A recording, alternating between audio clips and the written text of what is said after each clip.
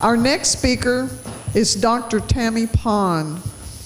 She's an MD. She's board certified in family practice, and she specializes in functional medicine. She provides a customized, holistic approach to health and wellness. Today, she's going to be speaking about how to find the root causes for your symptoms. Please help me welcome Dr. Tammy Pon.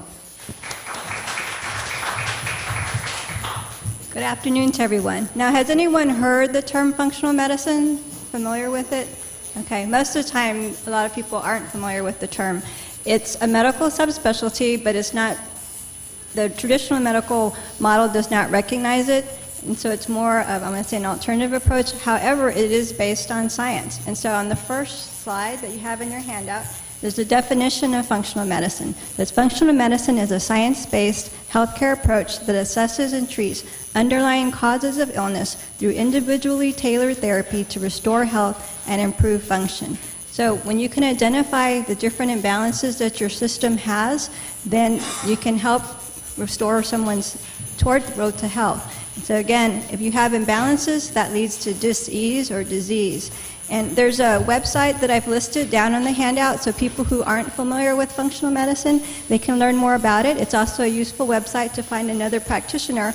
If you have someone who's out of the state or lives in a different city, it helps you to find someone else who practices functional medicine in that area. So www.functionalmedicine.org. That's a good resource for people to look at to learn more about functional medicine.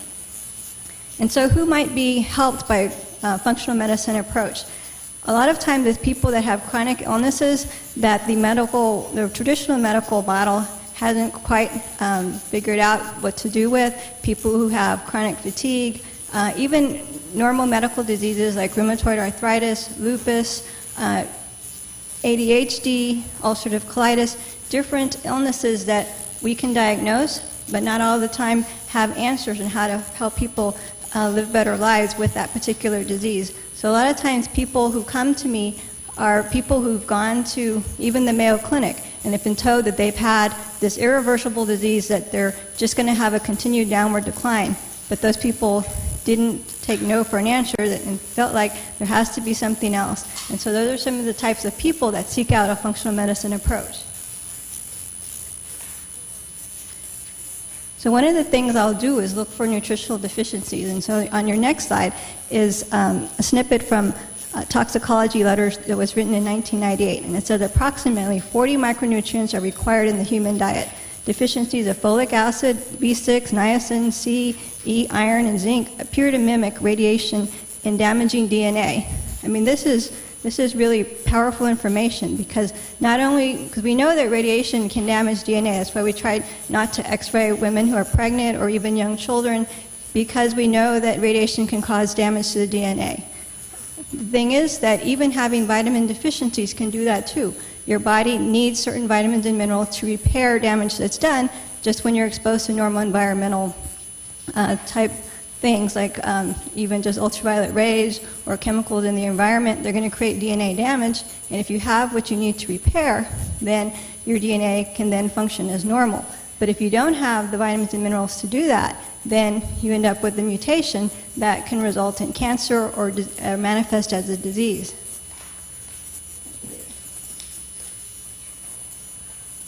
So again, when you talk about what caused me to have diabetes, what caused me to have lupus, then I look for other things. I think the other speaker before mentioned something about how foods interact with your system. And so I will look for food intolerances.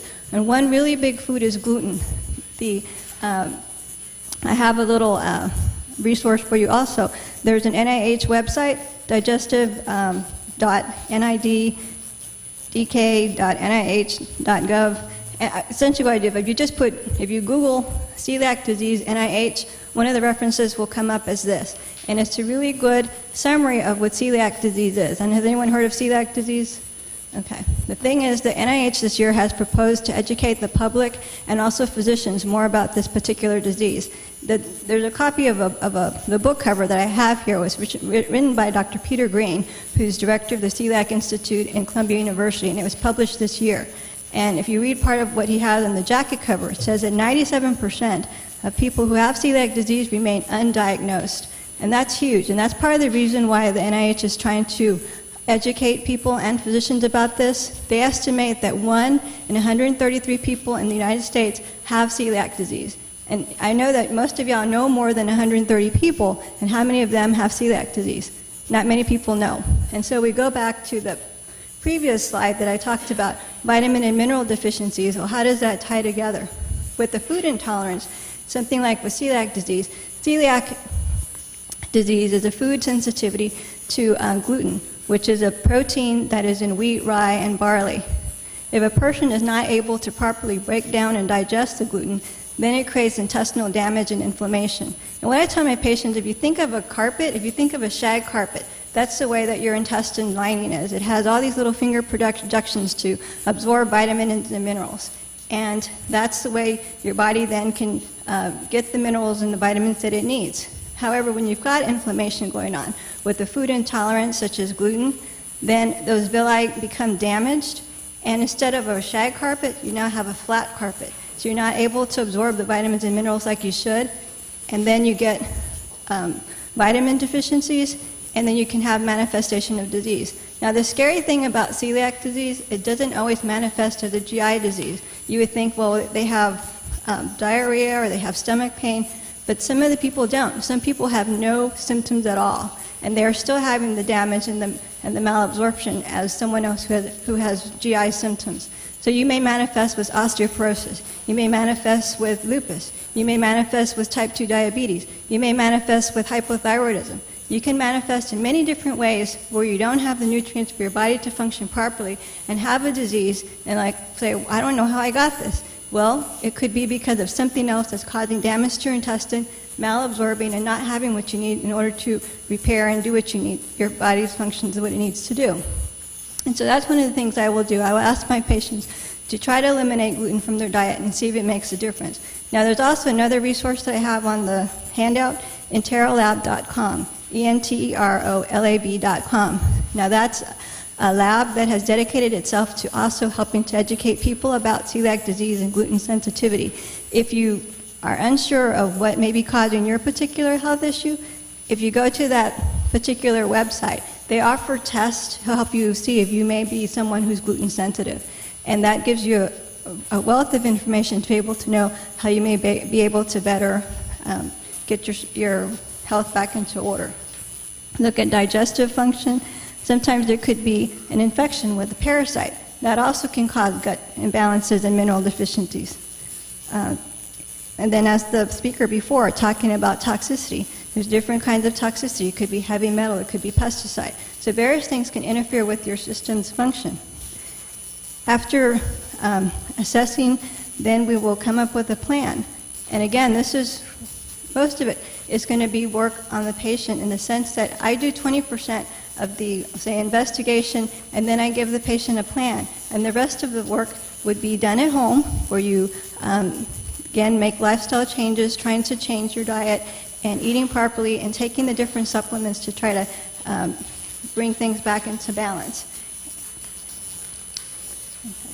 So, and it's harder for me just to talk off sheets. And so now, I think things that people enjoy most are learning about case histories. And so, tell you about someone who has done very well. There was a mother whose daughter, she was 7 years old, and last year when she was in school, the school assessed and said, you know, your daughter, she doesn't have the ability to learn anything new. She has an IQ of 7, and this little girl, she looks normal. I mean, she looks like a normal little girl. But they told her she's never going to ever be able to learn anything new. And, you know, so she was like in first grade, and she said, no, she's not going to be able to learn anything new. Her IQs, though, it was a normal pregnancy, she was a normal baby, but very colicky when she was an infant, and then had a long history of abdominal pain.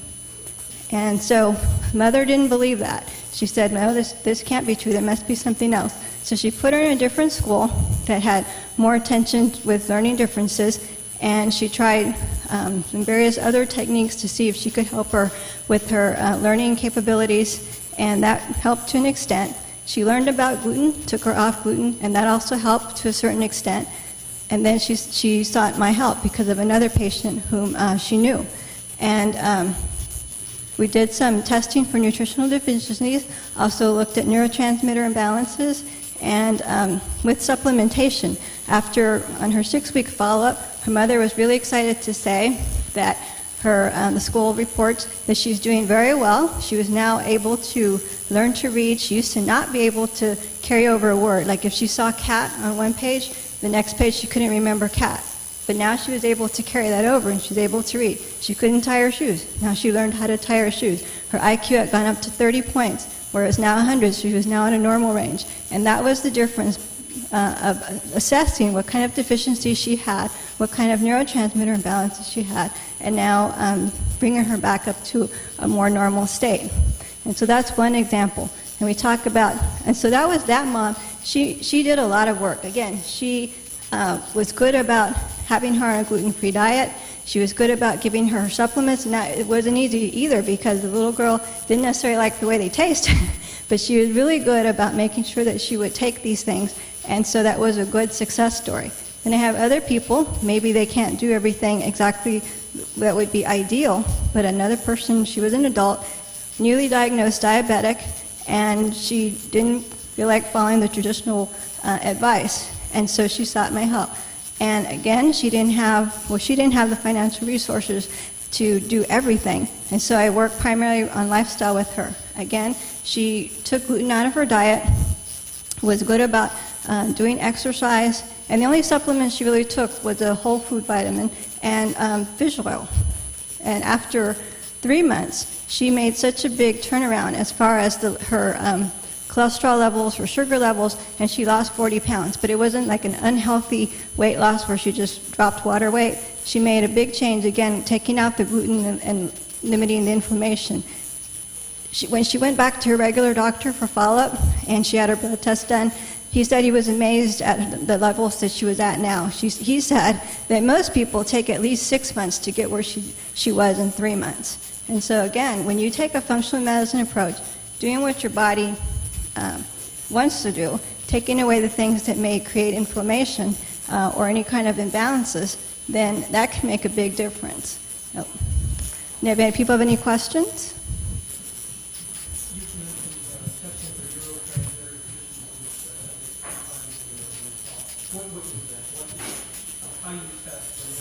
It's a urine test. It's a urine test. So there's a company that I use called Neuroscience, and they've been doing neurotransmitter work for several years. And so you can test and measure like norepinephrine, epinephrine, serotonin. Now there's like over 300 neurotransmitters, but they test probably about, I can't remember, like 15 or so.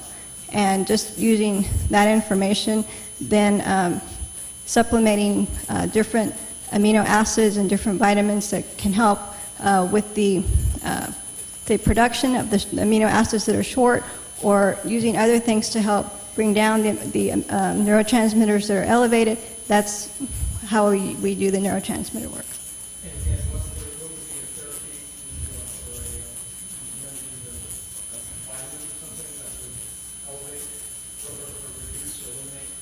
The neurotransmitters?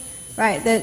So there's research, well, like say, for example, for the excitatory neurotransmitters, talking about norepinephrine, epinephrine, PA, different excitatory neurotransmitters. If they're elevated, then sometimes people can be overly anxious. And so if you use high doses of rhodiola, which is a adaptogen type herb, then you can actually bring the excitatory neurotransmitters down. So that's an example, I guess, of a nutrient.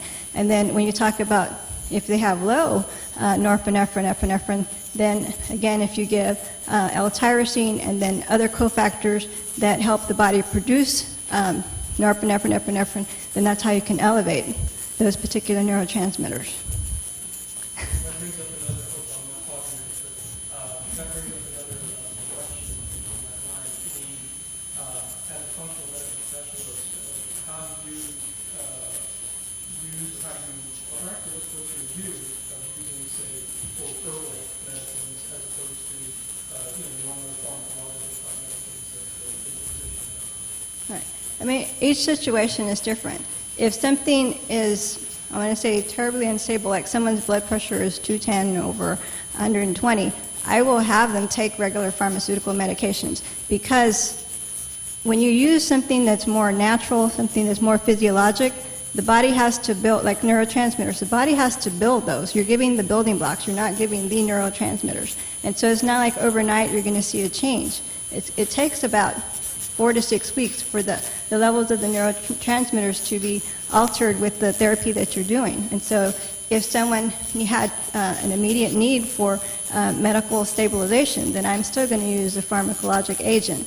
But I'm not opposed to using herbs, homeopathics, different things to help bring the body into balance. And so I do both. Again, on an acute level, pharmaceuticals are very good to help stabilize something. But then when you're talking about on the longer, in the long term, trying to rebalance the body is how you're going to achieve better health.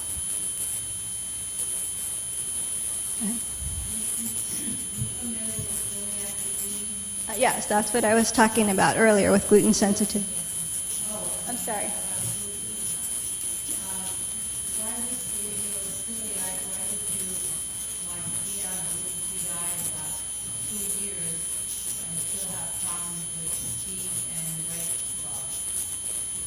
But it's not just so simple as getting rid of the gluten. And my first example with the little girl who had the, I'm going to say, learning differences, but her mother had taken her off gluten and she had some improvement of her symptoms, but she still continued to have other symptoms. And you say, okay, well, what's that about?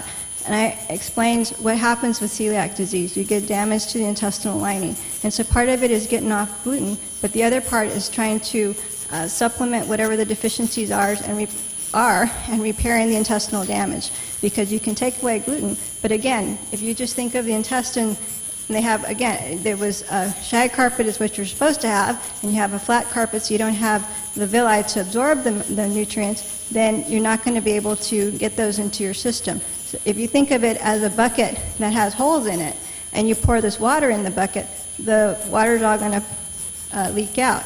So the same thing, you can put a lot of food, you can put a lot of good nutrients or vitamins into the system, but if you don't repair the intestinal damage, then you're still going to have symptoms. And what I also see people who have celiac disease, they have adrenal fatigue, adrenal exhaust, because that really wore on their adrenal glands fighting this inflammation for such a long period of time. And so you need to rebuild the system. You can't just say, okay, take away gluten and that's it.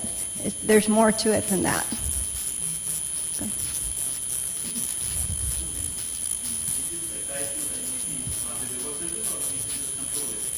For what, diabetes? Right. Again, it depends on each person. Some people, there was a diabetes prevention study that was done just through the traditional medical model where they had at least 2 arms of the study. One was looking at diet and lifestyle changes. The other one looked at if you gave a person a drug.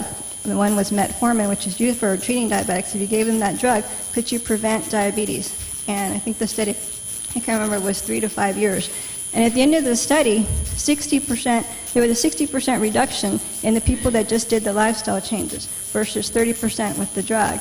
And so sometimes if you alter your lifestyle enough, again, eating the right foods, eliminating the foods that may be causing inflammation, then you can postpone the manifestation of disease. Now you talk about someone who's a diabetic, again, they've had nutritional deficiencies. If they're able to supplement those to get their system back to where it needs to be, then they can have better control of their disease. Some people can do it just by eating good food. Other people, they need supplementation.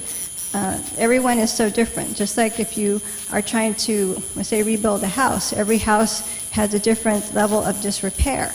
And so it's hard to say for one particular house, if you just need to paint it, change the wiring. Other houses you need to also redo the plumbing. And so that's why it's such an individual approach.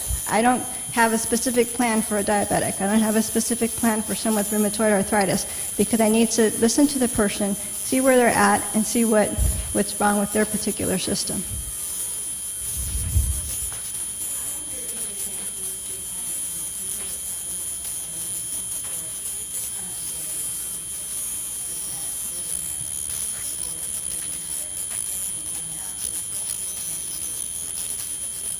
I'm not sure exactly on the timing.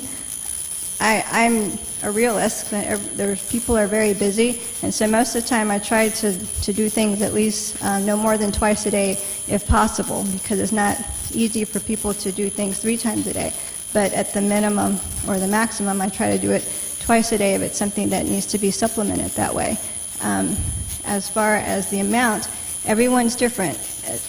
And I say that just because something's good doesn't mean too much of it is better, because every system is different.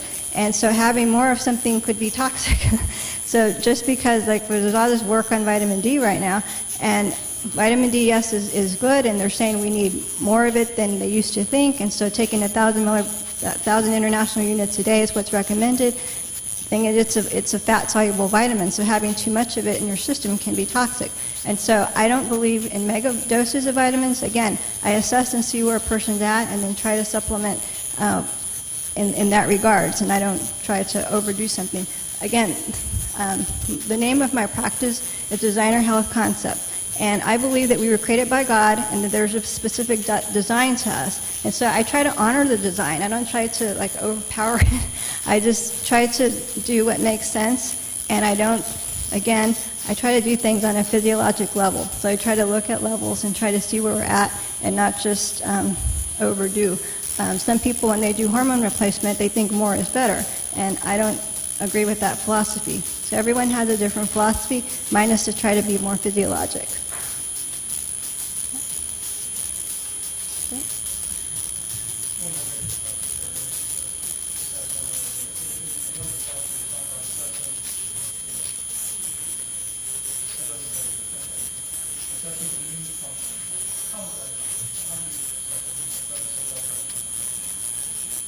Well, I guess indirectly, again, looking at vitamin and mineral status, talking about autoimmune diseases, looking at vitamin D levels, because vitamin D not only does it build bones, but it's an immune modulator, and there's a lot of research to say that people who have autoimmune diseases have low vitamin D levels. So I look at vitamin D. Sometimes just a normal test, the white count can tell you if the white count's low, that they may be low in certain antioxidants, and so that type of assessment.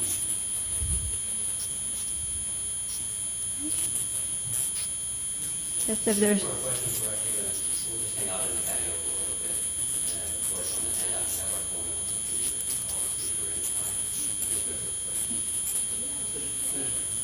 I'm sorry?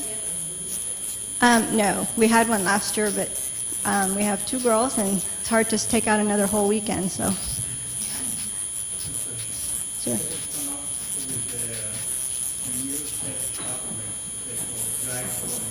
Mm-hmm. And they say that these are all 8 essential macronutrients that they all need to be missing. Do you use something?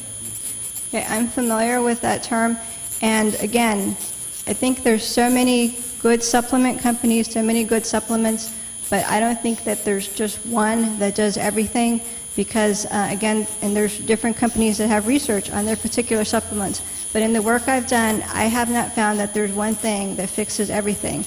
But for some people, glyconutrients do make a big difference. For other people, it doesn't change what their status is. And so I just say everyone is so different that there's not just one thing. And again, I don't have a pat approach to anybody or any particular disease process or complaint, because everyone is so different in what they're going to respond to. Okay? So I thank you for your time and your attention, and we'll be outside if you have any further questions. Thank you.